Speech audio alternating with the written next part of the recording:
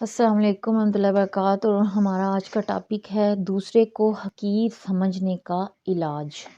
یہ جو ہم دوسروں کو حقیر سمجھتے ہیں، اسی لیے تو ہم سلام میں پہل نہیں کرتے۔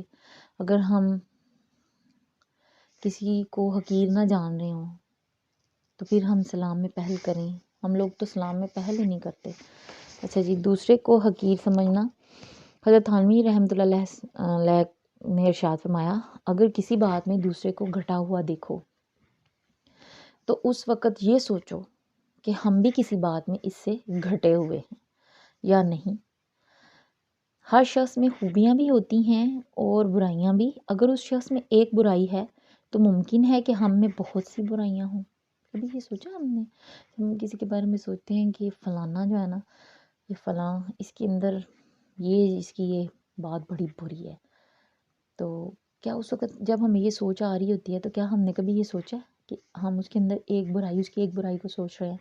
تو ممکن ہے کہ ہمارے اندر بہت سی برائیاں، یا ہم میں ایک ہی برائی ہو لیکن اس برائی سے بدتر ہو سکتا ہے ہمارے اندر بھی اس کی طرح ایک برائی ہو، وہ ایک برائی جو ہم کسی کی سوچ رہے ہیں لیکن وہ اس برائی سے بدتر ہو جو اس دوسرے بندے کے اندر ہے۔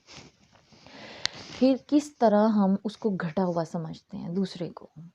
جیسے اکثر عورتوں کا ہوتا ہے، دوسروں کی نماز کے اوپر نظر رکھتی ہیں کہ میں بڑی نماز پڑھتی ہوں، میری یہ دیورانی تو نماز نہیں پڑھتی، ہم دل ہی دل میں سوچتے ہیں۔ آپ کو پتہ ہے یہ سوچ تکبر کی علامت ہے۔ یا پھر ہم یہ سمجھتے ہیں جب ہم کوئی اچھا کپڑا پہن لیتے ہیں اور پھر ہم دوسرے بندے کے کپڑوں کی طرف نظر کرتے ہیں تو ہمارے دل میں یہ خیال پیدا ہوتا ہے کہ ہمارے پاس اچھا کپڑا ہم نے پہنا ہوا ہے، یہ کیوں اس کی نسبت ہم نے اچھا کپڑا پہنا ہوا ہے، یہ کیوں خیال پیدا ہوتا ہے؟ یہ بھی تکبر، کم علمی کی وجہ سے پیدا ہوتا ہے۔